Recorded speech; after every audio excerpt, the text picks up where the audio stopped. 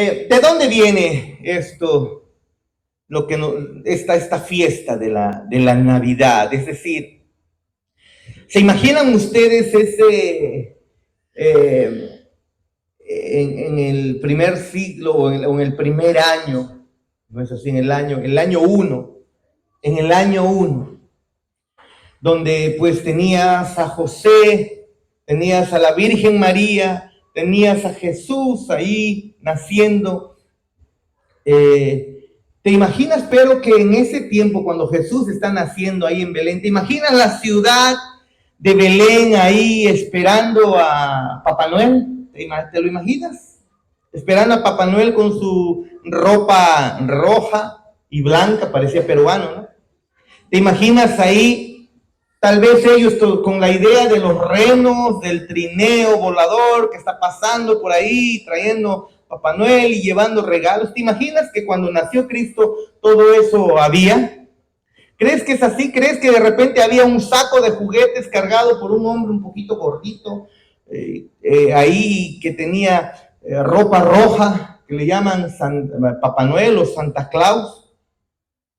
¿Te imaginas que en ese nacimiento, en el nacimiento de Cristo, tal vez había árboles, y esos árboles decorados de repente con esas bolas que tenemos aquí como parte de la decoración, con esas bolas brillosas colgando, diciendo, bienvenido Jesús, feliz cumpleaños Jesús, o algo así? ¿Te imaginas que eso haya ocurrido? ¿Crees tú? ¿Crees tú que los Reyes Magos estaban ahí con su Coca-Cola? Porque si te das cuenta, Santa Claus o Papá Noel está prácticamente esa historia de Papá Noel tomó más notoriedad en el mundo debido a que Coca-Cola lo usó para su publicidad. Pero ¿te imaginas que en ese tiempo haya estado eso? Con Rodolfo y con la nariz roja y todo ello, con ese reno. ¿Cómo crees tú que haya sido esa primera Navidad en los tiempos de José, en los tiempos de María? Se estaban regalando entre las personas de Palestina, estaban buscando regalos para dar a los niños, ¿cree usted? Se dijeron ese día, ¡Feliz Navidad! José y María se abrazaron y los pastores se dijeron, ¡Feliz Navidad! ¿Cree usted que así haya ocurrido? Hace mucho tiempo hemos hablado acerca del origen pagano de la celebración navideña, ¿no es así? Pero también hemos mencionado que a lo largo del cristianismo, el cristianismo como que cristianizó, por así decirlo, esa celebración, una celebración antigua, ¿no? Pagana. Pero al final la Navidad entonces se hizo, en términos generales, se hizo una fiesta cristiana, más o menos cristiana, pudiéramos decir, ¿no? Pero, ¿qué pasaría si nosotros empezamos a tomar entonces todas las partes de la Navidad, de las que nosotros ahora somos conscientes y de las que estamos familiarizados, y comenzamos a desdoblar esas partes, retrocediendo en el tiempo? ¿Será que en el tiempo, al retroceder en el tiempo, podemos encontrar las bolas rojas de colores amarillas, los lazos, a Papá Noel? ¿Podremos encontrar en la historia del tiempo y llegar hasta que los encontramos también con el mismo Señor Jesús? Una de las maneras en las que el Señor, nuestro Dios, ha transformado esta iglesia de lo que éramos en el pasado, de lo que era esta iglesia en el pasado, es justamente cuando comenzamos a observar la historia. La historia es hermosa, ¿no? La historia es maravillosa. La historia es preciosa. Y el cristianismo incluso forma parte de la historia. El nacimiento de Cristo forma parte de la historia. Si a alguien aquí se le ocurre negar el nacimiento de Cristo, la existencia de Cristo, de verdad tendría que negar la historia. Sin ánimos de ofender, tendríamos que decir que es un ignorante en temas históricos, porque existió Jesús, obviamente que sí. Los historiadores no niegan la existencia de nuestro Cristo, pero retrocediendo en ese tiempo, la iglesia, al buscar en el tiempo cómo es que las doctrinas fueron cambiando a lo largo del tiempo, es que nosotros hemos encontrado que muchas de las cosas que practica las iglesias en estos tiempos no tienen mucho tiempo. Algunas ideas, como por ejemplo esto de paternidad, qué sé yo, tendrá unos 20 años, tal vez 15 años, ¿no? Que tú puedes tener tú eres un padre espiritual para todos tus discípulos, eso tal vez 15, 20 años. En la historia del tiempo, cuando retrocedemos en la iglesia, no encontramos esa doctrina, es nuevecita. Y así sucesivamente retrocedemos todo aquello que en estos tiempos se enseña acerca de la superfe, acerca de lo sobrenatural, acerca de la prosperidad, del evangelio de la prosperidad. Tú retrocedes en el tiempo, vas jalando la cuerdita de la historia hacia atrás, caminas hacia atrás y encuentras que son doctrinas nuevas. Y entonces así es que hemos encontrado que el cristianismo no debe haber mudado, no debe haber cambiado, debe mantenerse el mismo. El evangelio, el mensaje debe ser el mismo, no debe haberse distorsionado. Lo mismo que enseñaron el mismo Señor Jesús, los apóstoles, debe ser aquello que se enseña ahora, ¿no es así? Pero usando también la misma historia, pudiéramos retroceder y observar dónde es que comenzó, por ejemplo, eso de vestirse de ropa navideña, de verde, de rojo, de un poquito de amarillo. ¿Dónde es que comenzó? Bueno, eso es completamente nuevo, no tiene asidero, no tiene anclaje en las escrituras. En la historia del cristianismo no existe nada de eso.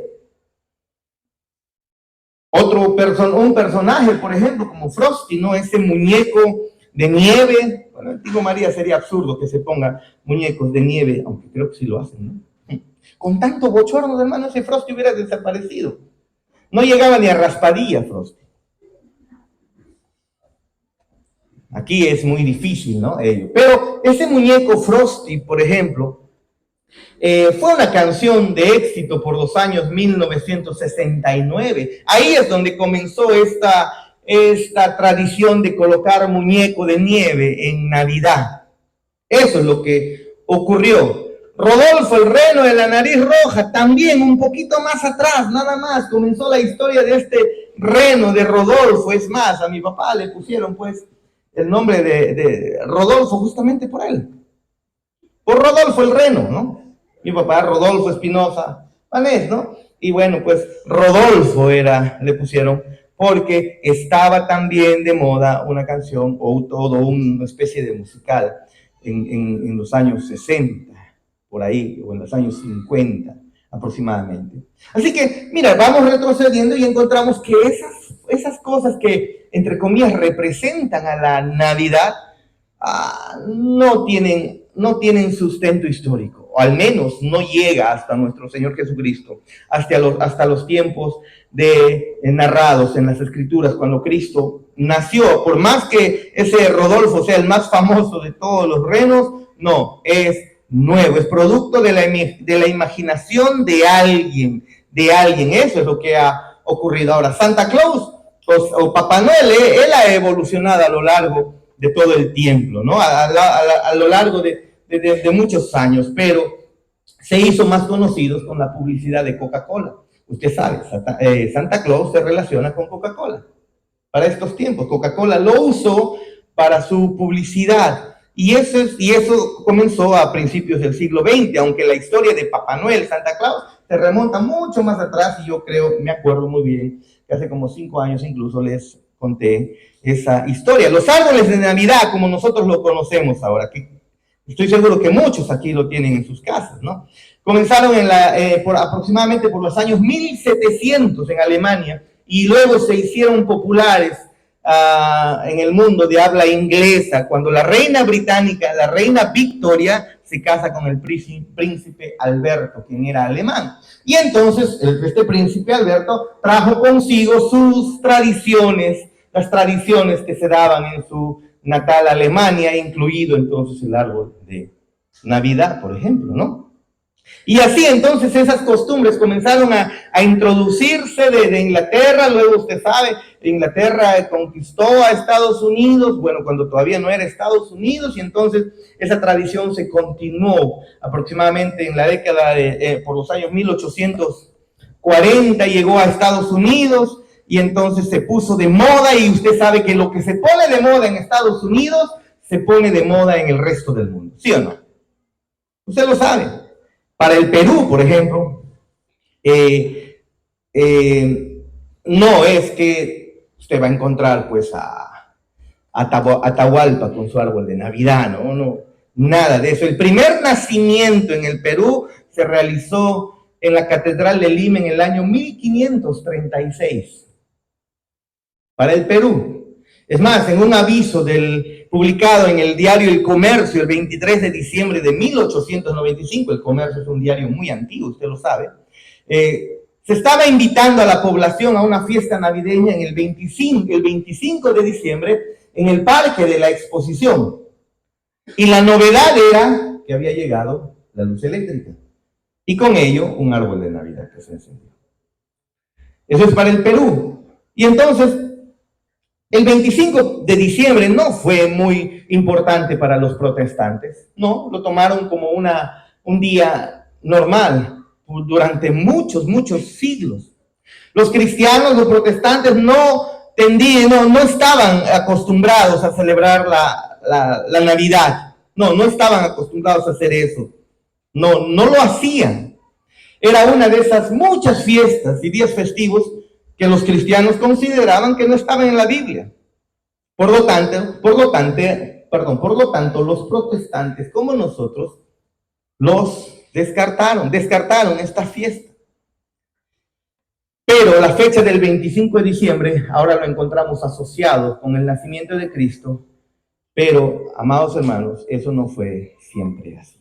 Sabemos claramente, estamos completamente seguros que Cristo no nació el 25 de diciembre. Pero entonces, cuando nosotros volvemos a los días bíblicos, no queda nada de la Navidad que nosotros ahora conocemos, ¿sí o no? Retrocedemos a las Escrituras, retrocedemos a la Biblia, retrocedemos a ese siglo I o al año 1 y no encontramos nada de lo que en estos tiempos tanto se menciona como parte asociada a la Navidad, ¿sí o no? No hay. En las Escrituras nos enseñan días festivos. Jesús nunca enseñó a sus discípulos a conmemorar una fecha determinada para su nacimiento. Él no dijo, y celebrarán este día, el día en el que yo nací. ¿Saben? Les cuento, para que no se les olvide, les cuento que yo nací en tal fecha. Busquen las Escrituras, tú no lo vas a encontrar. ¿Por qué?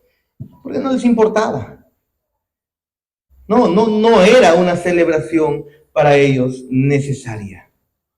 No había entonces Papá Noel, no había flores de Pascua, no había guirnaldas, no había lazos, no había bolitas rojas, amarillas, con escarcha ahí, que cuando los tocas se te queda brillando la mano, no había tarjetas de Navidad, no había árboles de Navidad, no había nada de eso en esa primera Navidad. No se sabe incluso cuándo es que exactamente nació nuestro Señor Jesús. Y entonces, al ver en las Escrituras, encontramos que a los cristianos primitivos, por así llamarlos primitivos, a los primeros cristianos, mejor llamémoslo así, a los primeros cristianos, ellos al parecer no tenían ningún interés en una celebración como la que nosotros vemos en estos tiempos. Avanzamos en el tiempo y los cristianos del siglo II, del siglo III, parecen ser los mismos cristianos que no están interesados en la celebración de la Navidad. No les importaba. ¿Por qué? No lo veían necesario. Es más, los discípulos, los apóstoles de Cristo fueron enseñados por el mismo Cristo. Y aparentemente, por lo que encontramos en las Escrituras, Jesús no les enseñó a celebrar la Navidad. Qué curioso, ¿no? Nunca les enseñó, particularmente no les enseñó cuándo nació. Búsquenlo en las Escrituras y usted va a darse cuenta que eso es así. Esa fecha, entonces, para los primeros creyentes no tenía ningún significado. Claro que ellos sabían de qué se trataba la primera Navidad. Claro que ellos lo sabían. Yo no pretendo aquí ser el Grinch. Les cuento. Bueno, muchos lo saben. Pero en Navidad, para los tiempos estos de Navidad, nosotros tenemos una tradición que estamos a punto de romperla este año, ¿no? Nos gusta ver una película en especial, que no tiene nada que ver, es cierto, con Cristo, sino nos gusta el personaje, ¿no? El Grinch.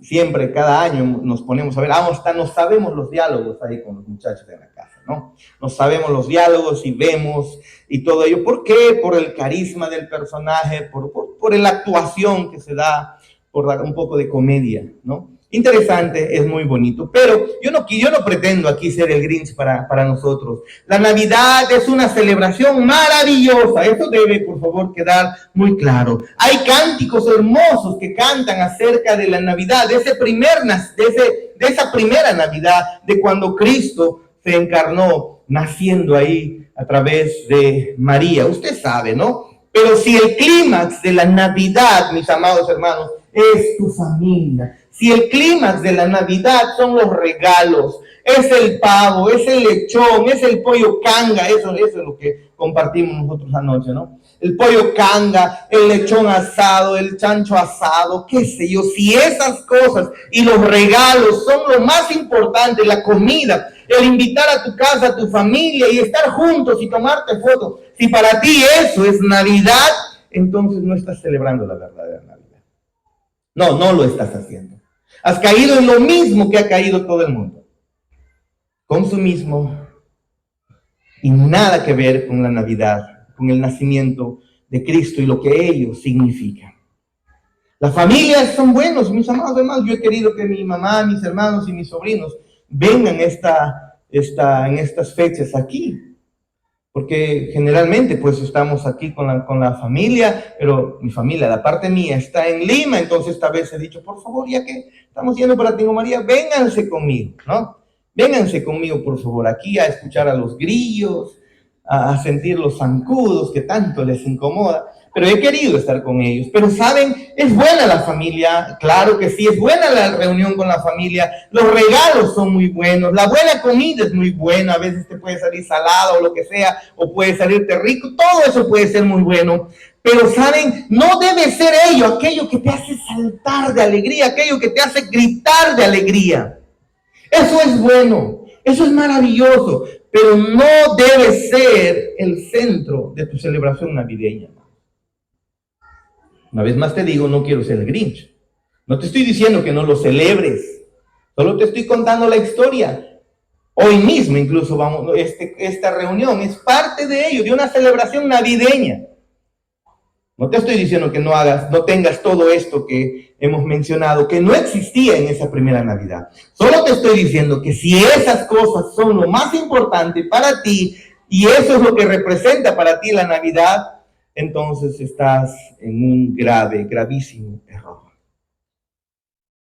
Pero si entiendes de qué se trata en la Navidad, este gozo exagerado que pueda producirse en tu corazón por el nacimiento de Dios, y eso es, el nacimiento de Dios, el Dios del universo encarnándose, si realmente entiendes lo que significa, entonces, mi amado hermano, estás celebrando la verdadera Navidad.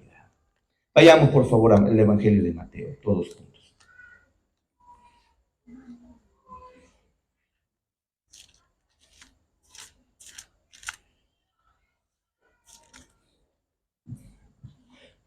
El Evangelio de Mateo, por favor.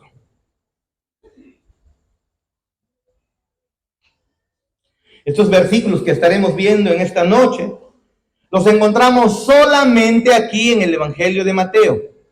Solamente aquí en el Evangelio de Mateo. Y entonces aquí vemos el relato maravilloso del nacimiento de nuestro Señor Jesucristo, el nacimiento de Cristo. Leamos juntos, por favor, Mateo 1, del 18 hacia el 25. ¿Lo tenemos juntos? ¿Me dicen amén? Amén. Dice la palabra de Dios, el nacimiento de Jesucristo fue así.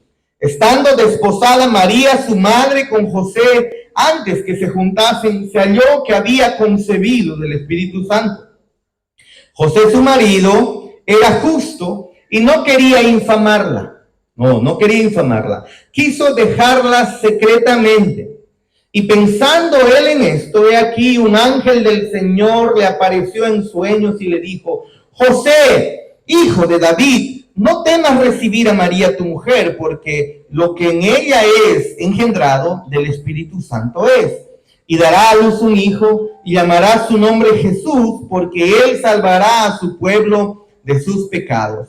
Todo esto aconteció para que se cumpliese lo dicho por el Señor por medio del profeta, cuando dijo: He aquí una virgen concebirá y dará a luz un hijo, y llamará su nombre Emmanuel, que traducido es Dios con nosotros. Y despertando José del sueño, hizo como el ángel del Señor le había mandado, y recibió a su mujer, pero no la conoció hasta que dio a luz a su hijo primogénito, y le puso por nombre, ¿cómo le puso? Jesús. Mateo 1, 18 al 24. Amén. ¿Vamos bien? Ahora, esta historia es muy conocida, todos creo que la conocemos, ¿no es así? Pero quiero que al volver a observar esta historia, al ver los pasajes que acabamos de leer, me gustaría que podamos ver tres cosas muy hermosas. En primer lugar, hay una pareja, ¿no es así? Y esta pareja es José y María. Luego, las escrituras también están presentes acá. Y por último, hay un bebé. Veamos en primer lugar esa pareja, ¿sí? Pero en la medida en que nosotros comencemos a ver esto, es mi deseo que podamos ver estos tres puntos y nos puedan acercar mucho más a la verdad del nacimiento, a la verdad de la celebración de la verdadera Navidad. Por ejemplo, en primer lugar, la pareja, ¿no?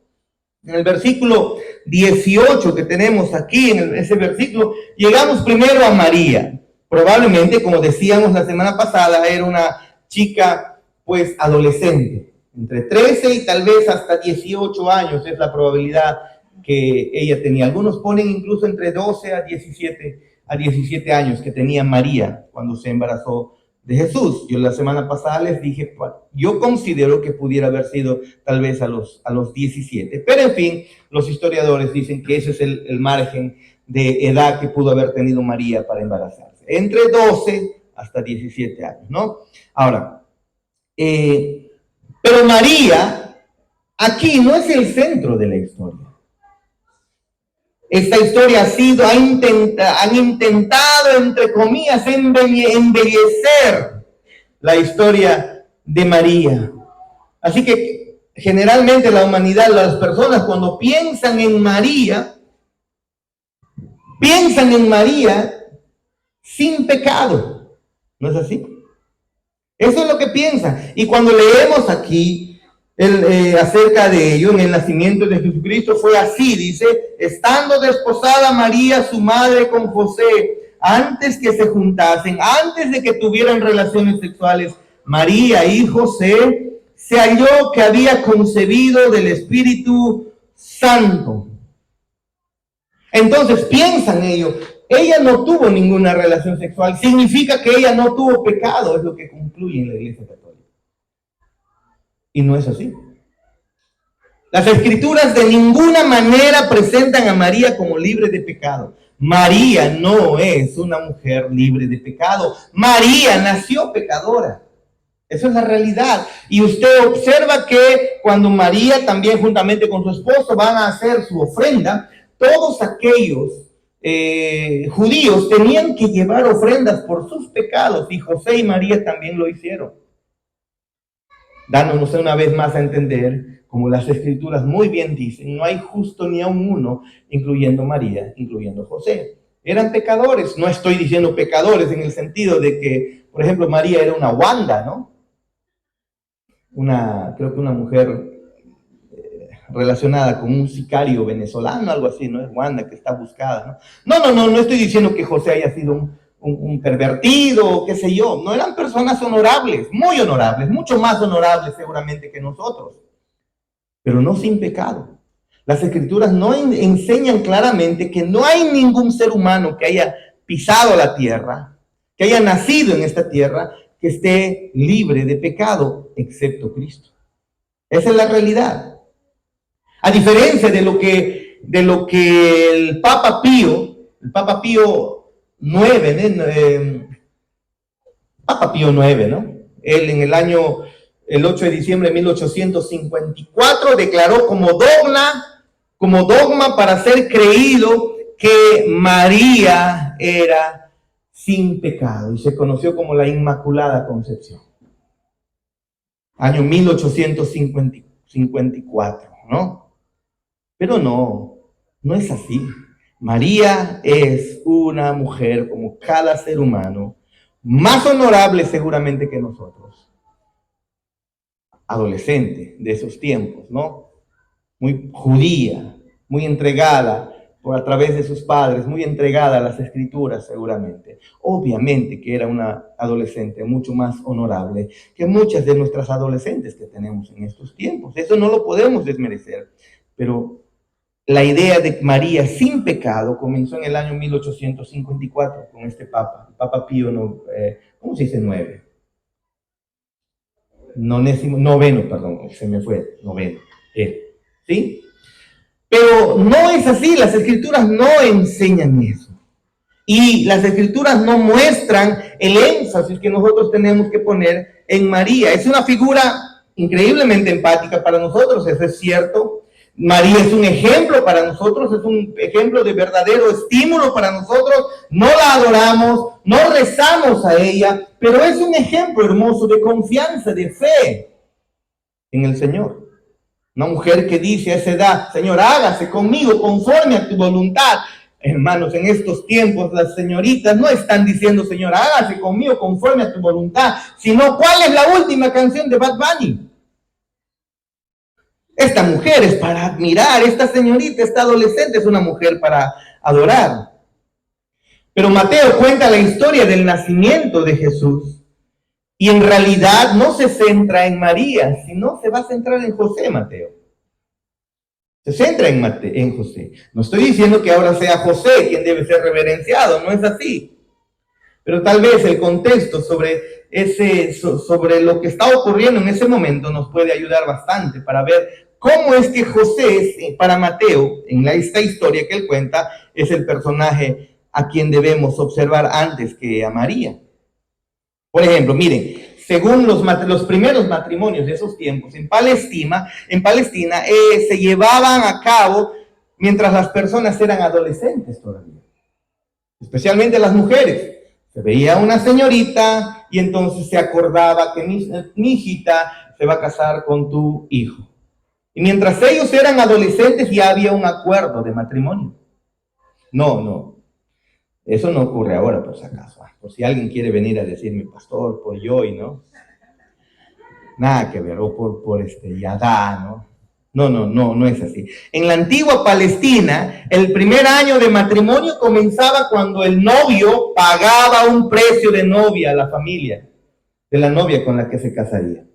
Si hay pago, puede ser. No, es broma. Pero en ese primer año, en Palestina, esa era la costumbre por mucho tiempo. El novio pagaba una dote, un precio a la familia por la novia.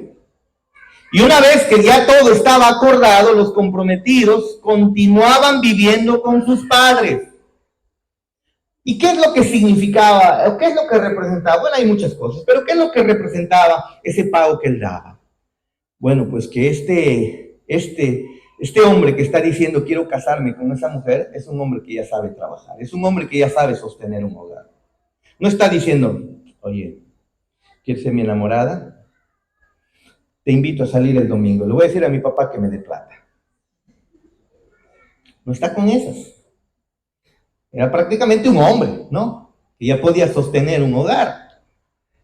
Y María, pues, o las mujeres, pues no eran mujeres que decían, ay, ya ve, hay que probar, ¿no?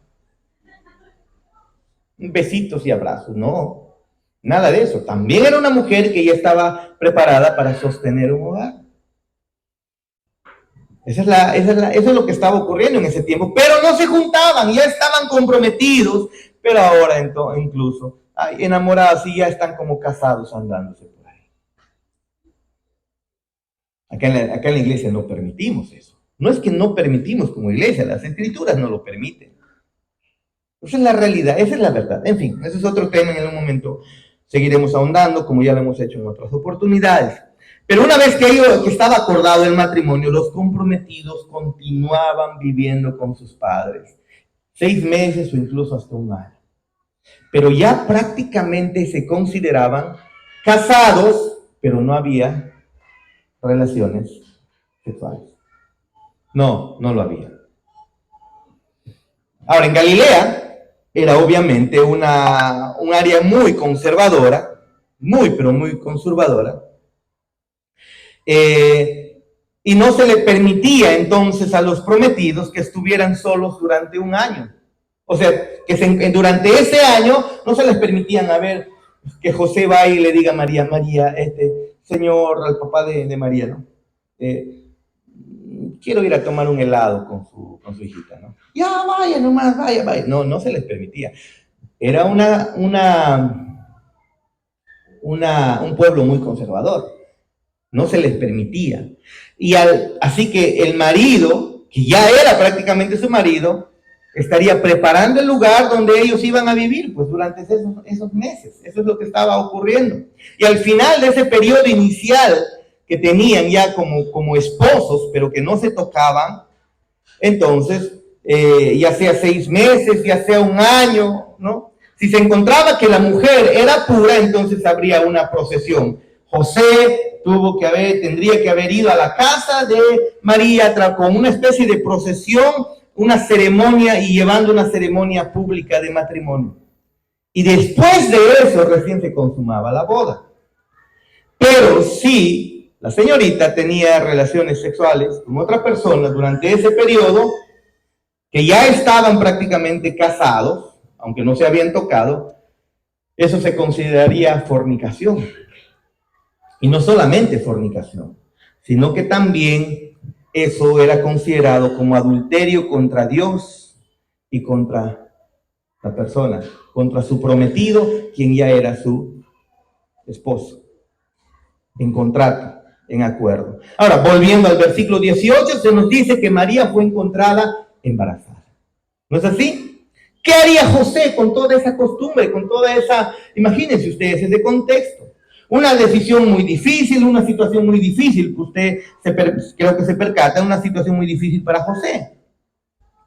En estos tiempos es fácil solucionar ese asunto, ¿no? Uy, está embarazada, aborto. ¿Sí o no? Es fácil para el ser humano eliminar lo que ellos consideran que es un problema. ¿Cuántas mujeres han llegado a abortar y nadie supo?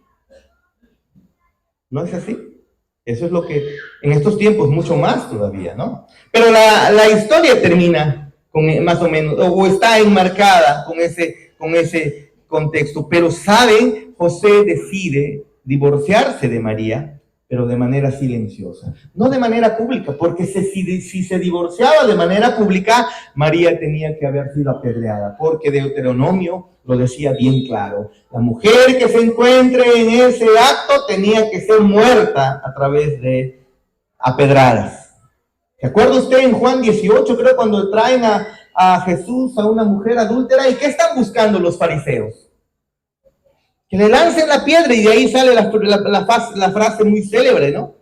Que el que esté libre de pecado, que lance la primera piedra. María tenía que haber sido apedreada según la costumbre. José seguramente la amaba profundamente, que él decide divorciarse o dejarla de manera secreta. Y eso estaba permitido. En un número, si mal no recuerdo, encontramos una cláusula donde el marido podría divorciarse de manera pública y se tenía que matar a la mujer, o también podía hacerlo de manera secreta. Y si se percata, eso es lo que está ocurriendo aquí. Versículo 19. José, su marido, como era justo y no quería infamarla, quiso dejarla secretamente. Eso era parte de también la tradición, era parte de la licencia que permitía ahí las costumbres judías. Seguramente, como les dije, estaba él muy enamorado de esta mujer. Pero algo más estaba ocurriendo en este contexto. Cuando entraron los judíos, esta costumbre de matar a las personas ya había cesado, porque la autoridad para matar a las personas, o mejor dicho, los romanos prohibieron a los judíos que ellos ejecuten sentencia de muerte. Quien podía ejecutar sentencia de muerte tenían que ser los romanos. Así que si tú querías acusar a alguien y querías que muera, tú tenías que ir a los romanos a acusarlos, y si ellos encontraban válida la acusación, ejecutaban a la persona. Usted sabe, hemos visto el Evangelio de Marcos, cómo es que buscaron ir en los romanos para la ejecución de Jesús. ¿Por qué? Porque los líderes religiosos no tenían el poder, la autoridad, porque Roma se los había quitado para poder ejecutar a alguien.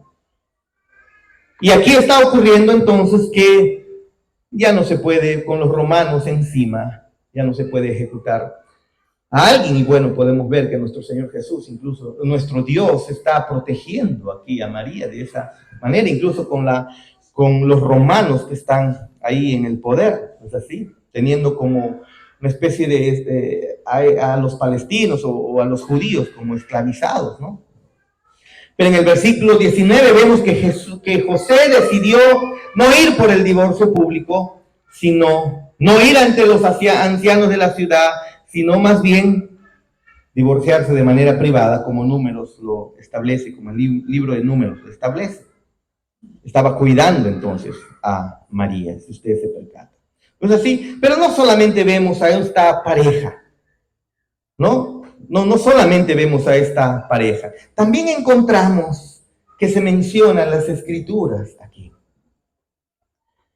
Encontramos un libro en medio de esta historia, y ese libro es las escrituras, es la palabra de Dios, y no es sorpresa. Miren el versículo 22, por favor. Todo esto aconteció para que se cumpliese lo dicho por el Señor por medio del profeta cuando dijo: he aquí, una virgen concebirá y dará a luz un hijo y llamará su nombre Emmanuel, que traducido es Dios por nosotros. Mateo nos señala que este embarazo de María, de manera sobrenatural, en realidad este embarazo está cumpliendo con la Biblia, está cumpliendo con profecías de la Biblia, con lo que la Biblia había hablado, había mencionado muchísimos años atrás, muchísimos siglos atrás. Dios había tomado la iniciativa al prometer enviar al pueblo de Israel, a los judíos, de enviarle al Mesías.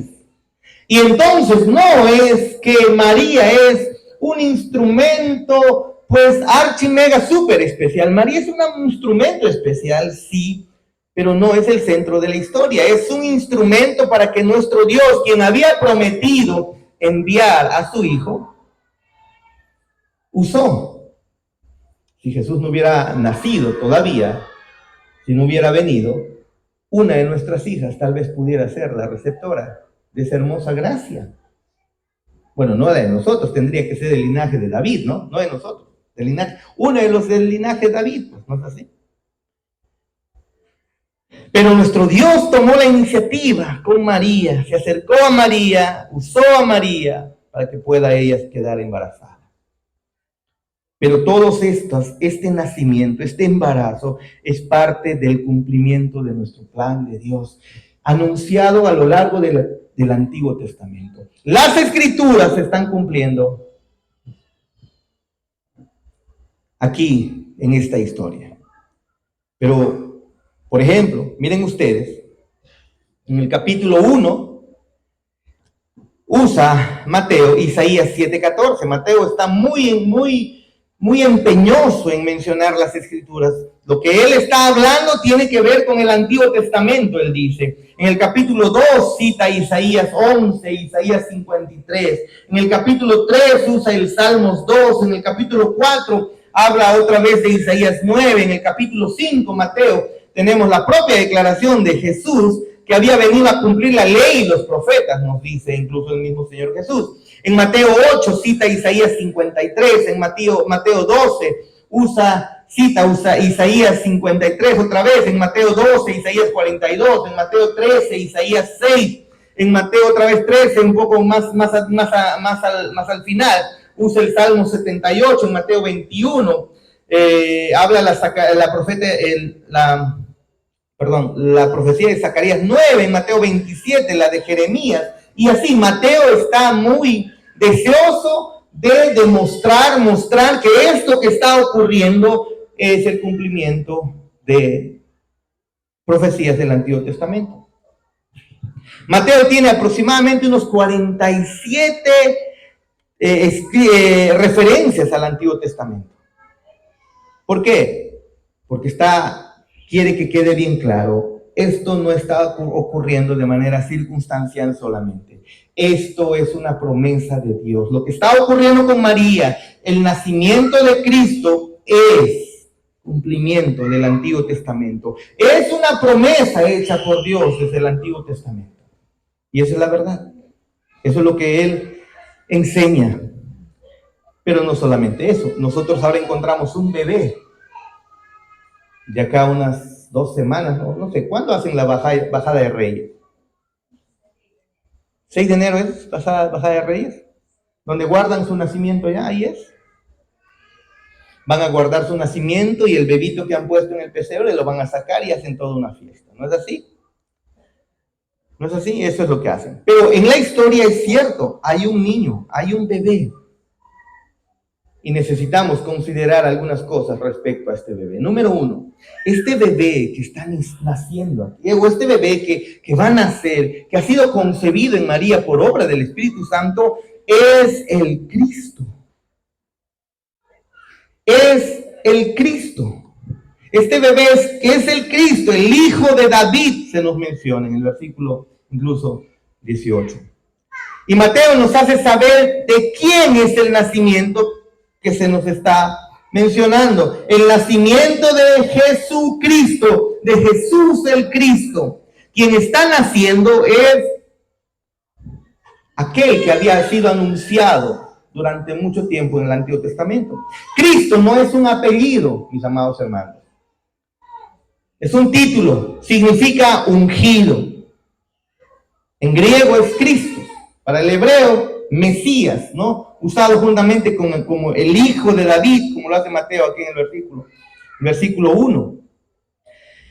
Y Mateo está presentando entonces cómo es que se está dando el cumplimiento de la promesa del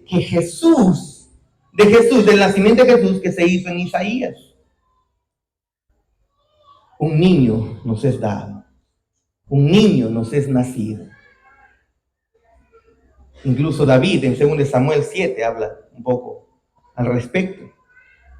Así que al usar el título de Cristo, Mateo nos está diciendo que Jesús, este muchacho, este niño, es el prometido que viene, el ungido, el sucesor de David, el líder, el libertador de su pueblo, del pueblo de Dios. Eso es lo que se prometió en el Antiguo Testamento. Vendrá el Mesías, vendrá el ungido, vendrá el Cristo, y este Cristo será el libertador del pueblo. Y quien está naciendo aquí es Él, el libertador del pueblo. Eso es lo que nos muestra aquí el pasaje. Pero ¿qué más? Cristo también nos muestra el versículo 18, que es concebido por el Espíritu Santo en una virgen. Otra vez leamos, el nacimiento de Jesucristo fue así. Estando desposada María, su madre, con José, antes que se juntasen, se halló que había concebido, ¿de quién? Del Espíritu Santo. El Espíritu Santo concibió en una virgen de manera sobrenatural, de manera increíble. También nos muestra en el versículo 20, el 23, el 25. Esto no es inmaculada concepción, como les dije, como les mencioné hace un momento acerca de María. No, María no es virgen o no es una mujer sin pecado. La inmaculada concepción no se menciona en ninguna parte de las Escrituras. Es una doctrina católica romana y no tiene nada que ver con Jesús. Y otra vez más, sacando a Jesús del escenario y levantando a alguien más. Eso es lo que hacen en estos tiempos en la Navidad. Levantan el regalo, levantan el árbol, pero Jesús no está presente. Usted se da cuenta. Espero que en sus casas no haya sido así. Pero el Espíritu Santo concibió de manera sobrenatural en María, en este instrumento de Dios, y entonces el Dios eterno se encarnó y lo hizo a través del poderoso Espíritu Santo, quien estuvo activo activo en la creación y ahora está activo para que nuestro Dios se encarne. Así que, número 3, este bebé, el Cristo, es el Hijo de Dios encarnado. Es decir, Dios eterno, Dios Espíritu, se hizo carne. Eso es lo que nos muestra. Y está usando a María como instrumento para tomar forma nuestra, la forma de hombre. Quedó embarazada María del Espíritu Santo. Así que este es el Hijo de Dios. El eterno Hijo de Dios. El que está naciendo. Pero ¿qué más? Número 4. En el versículo 23 dice: todo esto aconteció, el 23, he aquí una virgen concebirá y dará a luz un hijo, dice el ángel, y llamará su nombre Emmanuel, que literalmente significa Dios con nosotros. El Dios eterno se encarnaría y sería Dios entre nosotros, Dios con nosotros. La humanidad se rebeló en contra de Dios y ahora se separó de Dios, se enemistó en contra de Dios. Increíblemente ahora Dios va a estar con ellos, con esa raza pecadora, con esa raza que entró en enemistad con Dios. Dios con nosotros, Dios con los pecadores, está mostrando incluso su nombre. Y fue concebido de esta virgen, dando a luz a Emmanuel, Dios con nosotros. Ahora, esto es una profecía 700 años atrás, incluso encontramos en Isaías, pero todo esto para que se cumpliese, como dice Mateo, lo que en el Antiguo Testamento estaba muy bien profetizado. Escuchen lo que dice Isaías 9:6: porque un niño nos es nacido, hijo nos es dado, y el principado sobre su hombro, y se llamará su nombre admirable, consejero, Dios fuerte, Padre eterno, príncipe de paz. Lo dilatado de su imperio y la paz no tendrán límite sobre el trono de David y sobre su reino, disponiéndolo y confirmándolo en juicio y en justicia desde ahora y para siempre. El celo de Jehová de los ejércitos hará esto.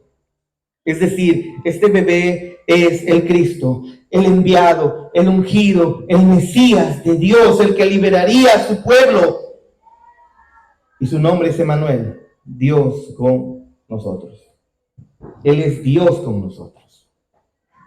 Entonces la profecía de Isaías 7:14, hermanos, es realmente la semilla de todo este pasaje del Evangelio de Mateo. Si se percata usted. Maravilloso. El eterno Dios se hizo hombre y ahora está entre nosotros. Nos muestra. Increíble. Increíble. Dios ha decidido estar entre nosotros. Ese es su nombre. E incluso cuando Jesús coge a sus discípulos al final, antes de ascender, ¿recuerda usted cuál es la promesa de nuestro Señor Jesús? Le dice a sus discípulos que siempre estaría con ellos, claro, porque es Dios con nosotros, ¿se acuerdan?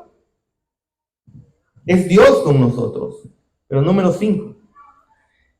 Pero ese Mesías, ese bebé, ese Mesías, ese Cristo, Dios con nosotros, también sería el Salvador de su pueblo, de sus pecados.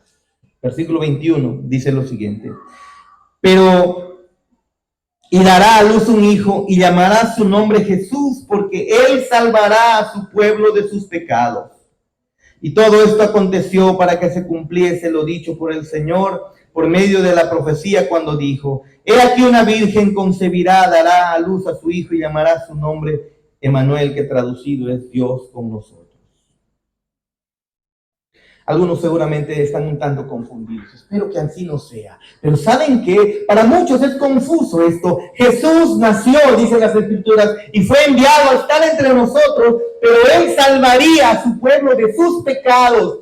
El problema es que el hombre no puede ver su pecado.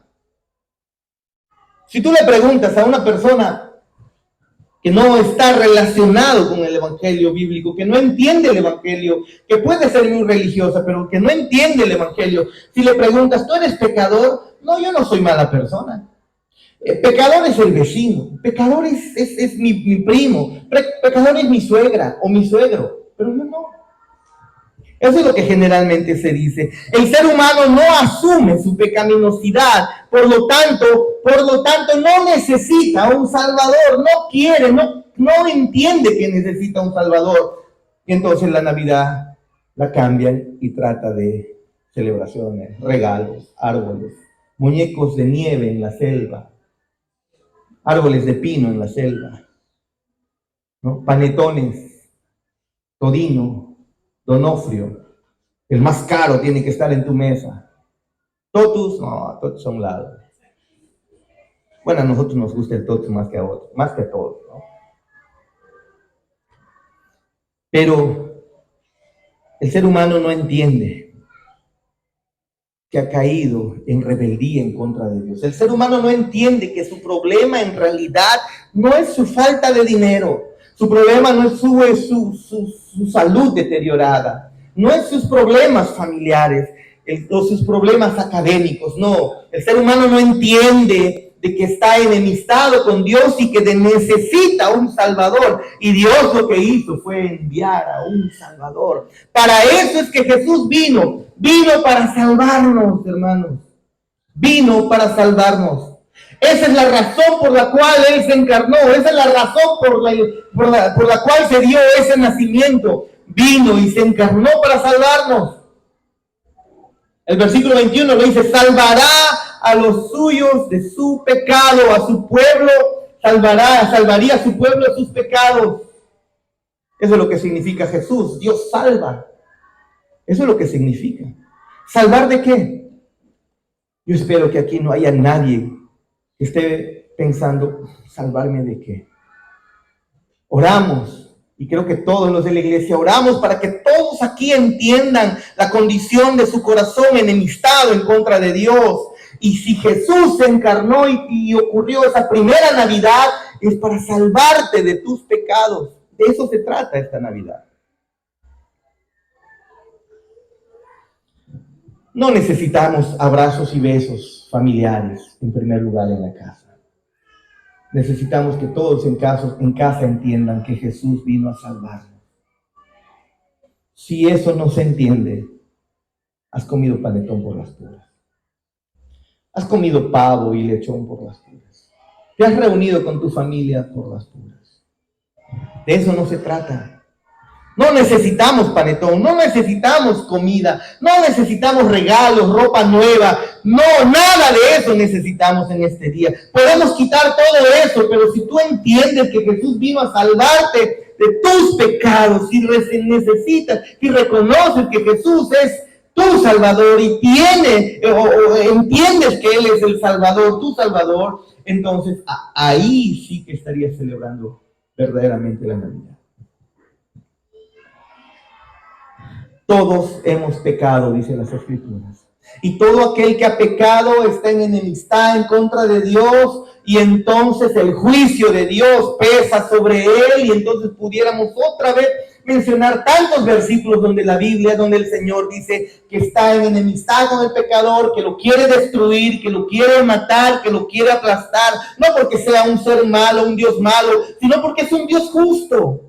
Sino porque es un Dios santo, y como santo y justo no puede tener comunión con el pecado, pero el pecado es algo que eres tú y yo diariamente. Y nos vino a salvarnos, y vino a salvarnos de Él mismo, de Él mismo.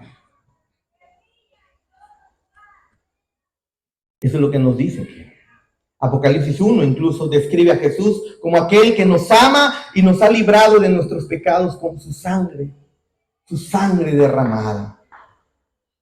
La pecaminosidad de todo ser humano se enseña en las Escrituras. Si usted no entiende todavía ello, pida a la iglesia o pídame de repente por un mensaje en WhatsApp: pastor, mándeme las clases del discipulado donde se enseña claramente la pecaminosidad del hombre sustentado con las Escrituras. Todo ser humano está en enemistad con Dios. No, todo ser humano no es hijo de Dios. Está en enemistad contra Dios. Necesita un Salvador. Y ese Salvador es Cristo. Isaías 59 nos dice que nuestras iniquidades han hecho una separación entre Dios y nosotros, y que nuestros pecados han ocultado su rostro. Sí, mi pecado, tu pecado, nuestro pecado ha ocultado el rostro de Dios y se ha hecho nuestro enemigo. Pero en Cristo nosotros tenemos un Salvador. En Cristo tenemos el Salvador que nos reconcilia con Dios. De eso se trata la Navidad. ¿Así lo celebraste? ¿Así estás viviendo este día? Cada uno de nosotros, cada ser humano está en peligro de juicio delante del Dios santo y justo. Pero Dios envió, esa primera Navidad, envió a su mismísimo Hijo para salvarnos de nuestros pecados. ¿Lo necesitas? En Jeremías 31 leemos que ellos serán mi pueblo, dice. Yo perdonaré su iniquidad y no me acordaré más de sus pecados. ¿Por qué? Porque Cristo fue enviado para vivir una vida santa, pura y justa y luego ser crucificado en una cruz. Por ti, por mí. Ese es el corazón de la verdadera Navidad. Que Cristo vino a salvarnos de nuestros pecados. Cristo vino a salvarnos de las manos del Dios que no tolera el pecado. Cristo vino para hacernos hijos de Dios y vivir con Él para siempre. Pregúntate, ¿eso celebraste hoy?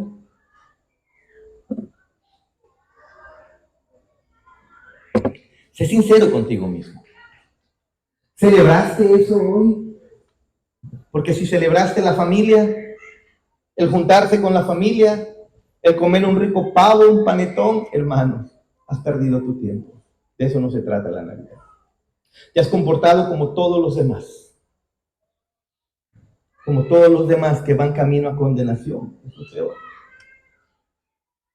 Pero si has meditado en nuestro Cristo hermoso, precioso, que se hizo hombre semejante a nosotros para perdonar al final nuestros pecados, para hacernos hijos de Dios. Entonces, mi amado hermano, has celebrado la Navidad. Escucha lo que dice nuestra confesión, por favor. La confesión de fe, en el capítulo 8, párrafo 2, escuchen lo que dice acerca de Cristo.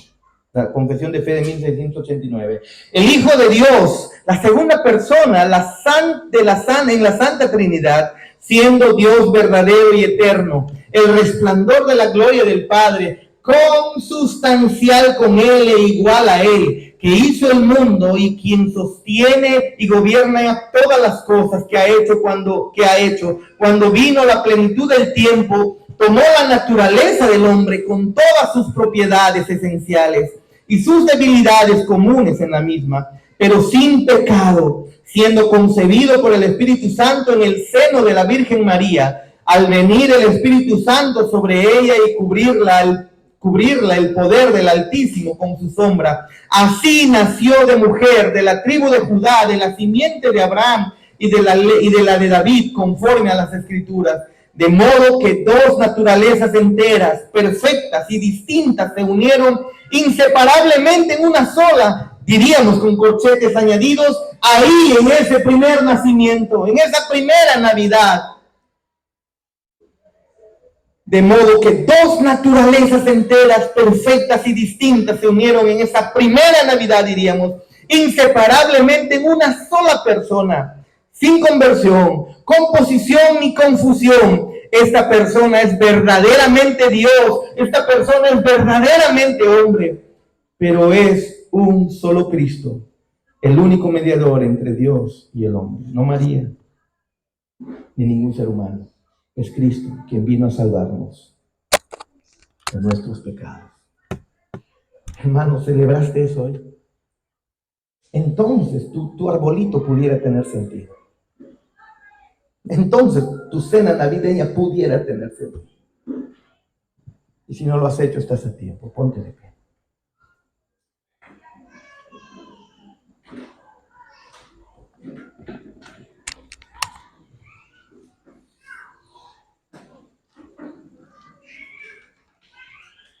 Nuestros músicos, por favor. O Yada, ¿no? Yada. No, con Yada. O los músicos. Por favor, medita en esto. Y desde ahora y para siempre, hasta que des el último aliento de vida, no pongas énfasis en árboles ni comida. Pon énfasis en el nacimiento del Hijo de Dios, quien vino a salvarte de tus pecados. Si vas a gozarte en cada Navidad, que sea ese tu gozo. Que Cristo te salvó, vino a salvarte. Y que tu familia incluso tiene esperanza de salvación. Si todavía está viva, tiene esperanza de salvación en Cristo, porque se encarnó para salvarnos de nuestros pecados. Bendito Padre Celestial.